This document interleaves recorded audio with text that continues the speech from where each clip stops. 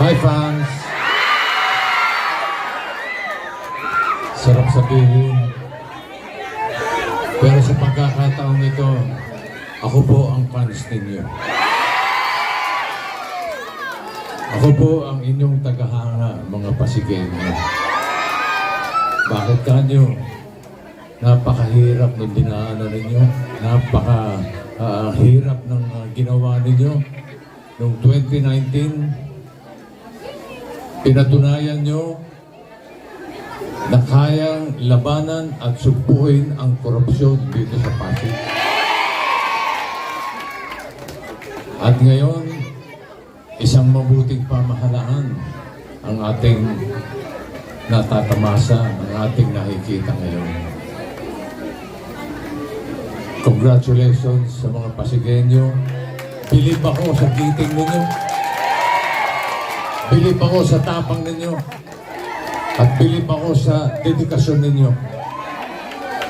Kaya ang aking paalala lang, iba na po ang politika dito sa inyo, sa Pasig. At yun dahil sa inyo, mga Pasigenyo, kayo po, nasa kamay niyo po. Kayo po ang nagluklok sa mga taong nasa harap ninyo na ngayon ay pinapairal ang mabuting pamahalaan. Ikaw nga yung good governance. Pero gusto ko lang dagdagan yung good governance. Very good governance. Totoo po yun. Kaya ang bilin ko lang po sa inyo, ingatan po natin na huwag na po tayong mabalik sa dating style na bulok na politika. Mga politika ng pananakot. Politikang may kasamang panunuhol. May kasamang paninira. Pangaras. Tambak basura. Kaya ingatan po natin ang ating mga boto. Sabi nga ng ating mga kasama, sagrado po ang ating mga boto. Kahit ano po ang estado natin sa buhay, pantay-pantay po tayo pagdating sa botohan. Huwag natin kalimutan yun. Walang halagang katapat ang ating boto. At lalong walang katapat na lugaw. Walang katapat na bigas.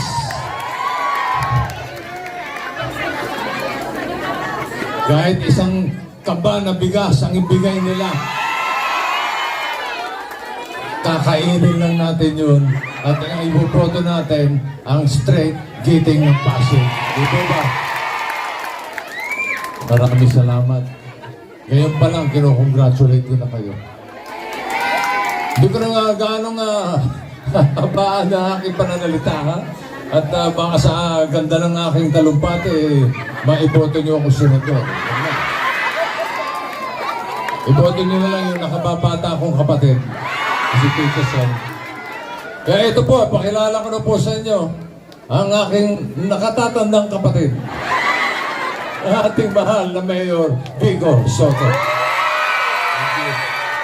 Magandang hapon, nagpayong, kamusta po kayo?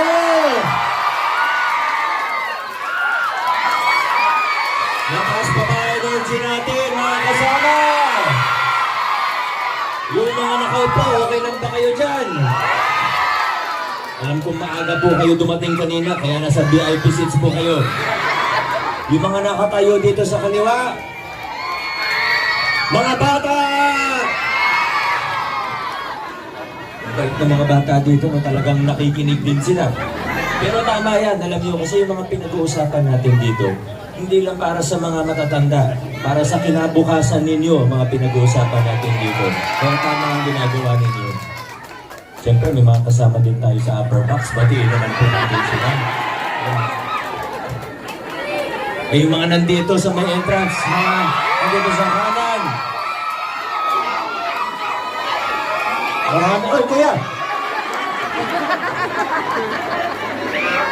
Ang gugulat kayo kuya. Maraming salamat sa napakainit na pagtanggap ninyo sa giting ng Pasig.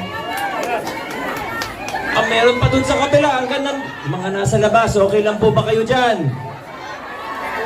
Gumawa ng sariling upper box ng mga to, ah. Relax lang po kayo, ah. Kapag masyado kayong na-excite, masira yung truck. Yung mga nandun sa kabila hanggang sa dulo, kumusta po kayo? Rinig niyo po kami? Rinig pa na. Salamat po God bless po sa inyo. Maraming salamat talaga. Napakainit ng inyong pagtanggap sa Giting ng Pasig. Salamat din siyempre sa aking ama na nandito po ngayon. Alam ko masaya po tayong nakita siya. Tama po ba? Alam niyo, aminin ko po sa inyo. Nung nalaman ko kaninang umaga na pupunta po siya, sabi ko sa kanya, "Pa, kahit di ka na punta, okay lang, baka mapagod ka." Ako. Pero alam niyo, sabi niya sa akin, "Bakit? Bata pa naman ako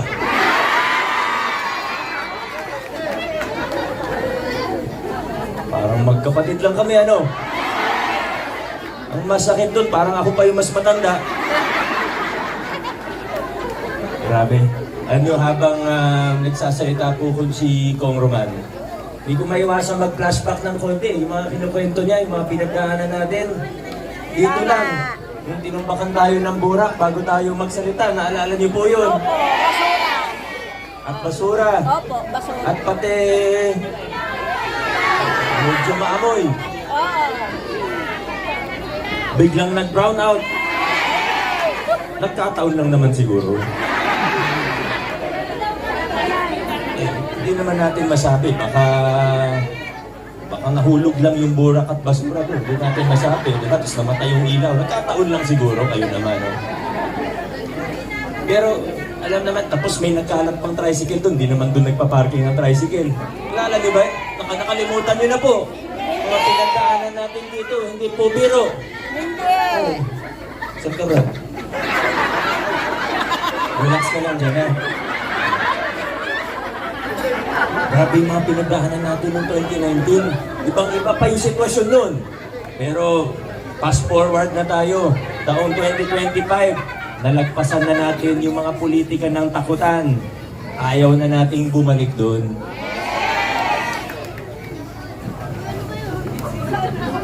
Noong 2019, naalala ko pa po, may mga iba kaming kasama, may mga ibang leader. Sa totoo, yung iba medyo kinakabahan. Nakikiusap yung iba sa amin ni Kong. Baka pwede, huwag na muna kaming lumantad, huwag muna kaming masama sa picture. Kaya kung balikan niyo po, 2019, hindi ako nagpo-post sa Facebook noon. Hindi ako nagpo-post pag may meeting. Ngayon, okay lang, kahit sino pwede mag-post, walang problema, di ba? Malaya po tayo. Yung mga panahon na yun, hindi ako nagpo-post sa Facebook. Kasi pag nagpo-post ako sa Facebook, iniisa-isa yung mga kasama namin. May mga leader kami, pinuntahan sa bahay. Paggabi, alam niyo, totoo yan. Yung mga iba, siguro yung iba, hindi niyo po alam, pero totoo po yan. Ang pinagdaanan po natin. Ayaw na natin bumalik sa ganung estilo ng politika. Yan yung pinaglaban natin pagbabago na hindi mababaw lang. Tunay na pagbabago, malalim na pagbabago ang pinaglaban natin sa lungsod ng Pasig. Mula sa nagpayong, mula sa pinagbuhatan hanggang sa iba pang barangay ng ating lungsod. Hindi na tayo babalik sa takutan, sa palakasan. Tinataguyod na natin ngayon ang pagkakapantay-pantay ng mga mamamayan. Tinataguyod natin ngayon ang mabuting pamamahala at ang mga prinsipyo nito. Ito na po tayo mga kaibigan. Nagbubunga na yung mga pinaghirapan, mga pinaglaban natin ng pagbabago sa lungsod ng Pasig. Marami po tayong pwedeng banggitin, marami tayong pwedeng ikwento.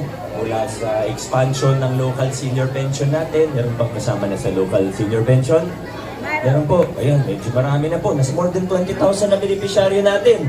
Nag-i-expand tayo. Sino po sa inyo may maliit na SS na hindi pa nakasama sa local senior pension? May ilan po. Pero qualified na rin, press. Qualified na rin po kayo ngayon. Kung may pension hanggang 4,000, pwede na rin sa local senior pension natin. Yung scholarship natin, taon-taon, dumadagdag ang bilang. May Pag-asa scholarship pa ngayon si Vice Mayor Dodot. Yung sa PWD bedridden natin, may social pension na rin po. Marami pa po tayong pwedeng ikwento, pero hindi na po natin isa-isahin. Dahil, hanggang happy to po tayo dito. Pag isa-isa po natin, ano po? Kasi dalawa yan. Okay lang? Huwag naman, kailangan din namin magpahinga. Pero hindi ko na iisa-isahin yung mga programa na pinapalawak natin, yung mga bagong serbisyo ng pamahalaan. yung expansion ng ating ospital sa PCCH noon, na ngayon Pasig Medical Center na po. Dinoble natin yung bed capacity, yung mga bago sa PCGH, gaya ng cardiac cath lab, yung para sa pacemaker, angioplasty. Hindi na natin iisa-isayin ng lahat ng ginawa po natin. Pero siguro, ang importanteng pag-usapan po ay ano ba ang direksyon natin bilang isang lungsod. Kasi alam nyo, pag malapit na ang eleksyon, tuwing malapit na ang eleksyon, tuwing campaign period, samot-saring pangako ang maririnig natin mula sa mga politiko. Nagsawa na tayo sa iba't ibang pangako mula sa barangay, sa city, sa national, puro pangako. Yan naman ang pinakamadaling gawin ng isang politiko, di po ba? Laway lang ang puhunan, pwede mo na ipangako ang langit at lupa sa tao. Naririnig nga po tayo, hindi lang langit at lupa ang pinapangako. Pati ibang planeta, pinapangako na po sa atin, mga kaibigan. Kaya kami sa Giting ng Pasig, hindi na po para mangako ng kung ano-ano. Alam niyo na po kung anong maaasahan niyo sa amin. Alam niyo po kung anong track record namin. Alam niyo po na kung pwede at kayang gawin, hindi na kami maraming sinasabi pa. Ginagawa na lang po natin. Ganyan tayo sa Giting ng Pasig. Gawin na lang natin. Tama, mga bata? Tama. Grabe, ano? Isa pa po, Giting ng Pasig, bukod sa hindi kami mahilig mangako, hindi rin tayo gumagastos ng malaki. Hindi po kami nahihiyang sabihin yun. Kasi nabanggit natin kanina, dinalikuran na natin yung mga lumang kalakaran. Hindi lang yung takutan, hindi pati yung palakasan, yung korupsyon, yung kickback, yung SOP. Alam naman po natin, siklo yan eh. Siklo yan. May korap, gastos ng malaki sa eleksyon, ulit-ulit yung siklo. Pero sa Pasig, ang magandang balita, naputol na natin yung siklo na yan. Alam niyo po kung paano natin ginawa. Alam niyo kung paano natin naputol ang siklo. Naputol natin ang siklo na yan dahil ang mga botanteng Pasigueño ay matatalino, mapanuri, at higit sa lahat, hindi tayo madaling bulahin. Nag-iisip tayo, alam natin kung sino nagtatrabaho, alam natin kung ang pangako ay ano lang. Ganyan po tayo, mga Pasigueño. Kaya ito pong mga bunga na natatamasa natin ngayon, na nakikita po natin, nararamdaman po natin ngayon, ito yung mga pinaghirapan po natin. Paborito ko nga po ang halimbawa nito. Maaaring paboritong halimbawa nyo rin. Yung sumisimbolo sa pagbabago na ginawa natin, wala na pong iba, kundi ang ating pamaskong handog. Sa pamaskong handog, nakita yung makabagong estilo ng paggugobyerno na hindi ka natatanungin kung sino ka ba? Sino bang kaibigan ka ba o kaaway? Yung samahan ninyo, sumusuporta ba sa mayor o hindi? Wala nang ganun na tinatanong. Hindi nga tinatanong kung butante po kayo. Sa simpleng halimbawa ng pamaskong handog, pinakita natin na posibleng magkaroon ng pamahalaan na pantay-pantay ang tingin sa bawat isang Pasigueño. Sabi kanina ni Consi Warren, dati pag nakikita yung pamaskong handog ng iba, kasi iba malakas, may 2, 3 balong. Sabi niyo daw, sana all! Sabi, pero sa Pasig, ayaw natin na nagsasabi ng sana all ang mga tao. Ang gusto natin, sumisigaw tayo, meron all! Dito na po tayo. Muli po ang tanong, anong direksyon ba ang tataakin natin? Kanina habang nakaupo po ako, pinagmamasdan ko yung mga ibon na lumilipad. Binilang ko sila, 9 na ibon, malalaki, di ko alam kung natawag sa kanila. Maalala alam ko eh. Yung mga lumilipad, napansin ko yung paglipad nila, naka-B formation. Alam niyo po yung B formation? Hindi naman, ano po, victory, tama po. Pero naka-B formation, hindi naman po dahil yun yung letter ng pangalan ko. No? Pero naka-B formation sila, kasi mas mabilis, mas matulin lang lipad nila pag ganun. Kasi na-break nila yung wind resistance. Eh. Alam niyo sa ibon, hindi importante kung sino yung una. Sa kanila hindi importante kung sino yung una kasi minsan lilipad yung una. Pag napagod na, magpapahuli na yan, may papalit din sa unahan. Pero ang importante sa kanila, tama yung formation nila at pare-pareho sila ng direksyon. Pag naka-B formation ang mga ibon na yan, tapos may isang ibon, sabi nung isang ibon, teka, parang ayokong papunta dito, ayoko nang dumiretso. Banggain ko kaya itong nasa harap. Disgrasya po silang lahat. Ganun din po sa ating pamahalaan. 2022 nagkaroon tayo ng maayos, makasama, mga kasangga. Ang importante po sa mga ito ay hindi yung dahil kaibigan natin sila. Mas maraming akong kaibigan na hindi natin kasama sa giting sa totoo lang. Pero bakit sila po yung mga kasama natin? Dahil sa mga taong ito, hindi tayo madidisgrasya. Bakit? Sila po ay kapareho natin ng prinsipyo. Pareho tayo ng direksyon ng gustong tahakin. Gusto natin, dire-diretso. Maganda na ang takbo ng ating pamahalaan. Ang layo na, mas malinis, mas maayos, mas mabilis ang takbo ng ating pamahalaan ngayon. Napaka-importante na yung mga kasama natin, hindi lang sa congressman, kundi pati sa vice mayor at sa mga konsehal. Importante na naniniwala sila sa direksyon natin ngayon bilang isang lungsod. Sa congressman, subok na natin. Nakita natin kung paano magtrabaho. Kasangga natin mula 2019. Wala na pong iba, Congressman Roman Romulo. Mula 2022, mas marami po akong nagawa. Kasi yung mga kasama na natin sa konseho, linyado sa atin. Pareho tayo ng gustong gawin. Muli po, hindi yung parang gusto natin dumiretso. May iba gustong lumiko. Mahirap po yung gano'n. Disgrasya po yun. Kailangan is Mula 2022, nagkaroon tayo ng namumuno sa City Council na dalawang bagay na lang po para hindi na masyado mahaba. Una, professional. Nilevel up niya ang serbisyo ng konseho. Alam niyo kung gaano ka-professional ng taon to? May meeting kami kahit maaga. 8 a.m. meeting. 7:59, nandun na po siya. Mga kaibigan. Pero mas importante yung pangalawa, meron siyang integridad. Siya po ay tapat. Inayos niya ang ating City Council. Vice Mayor Dodot Jaworski. Yung mga konsel natin, alam kong kilala, sigurado na kayo sa tatlo nating papunta na sa ikalawang termino, pero banggitin ko lang po sila ng mabilis. Ang tumulong sa atin para mabuo yung ordinansa, para mas madali na magpakabit ng legal at ligtas. Yan ang importante, ligtas na kuryente. Siya rin po yung tumutulong sa akin, siya yung gumawa ng ordinansa para masimulan yung flood control and drainage master plan para hindi tagpi-tagpi yung gawa natin kagaya ng dati. Number 1 sa ating mga balota, ang bumbilya ng konseho, Buboy Agustin.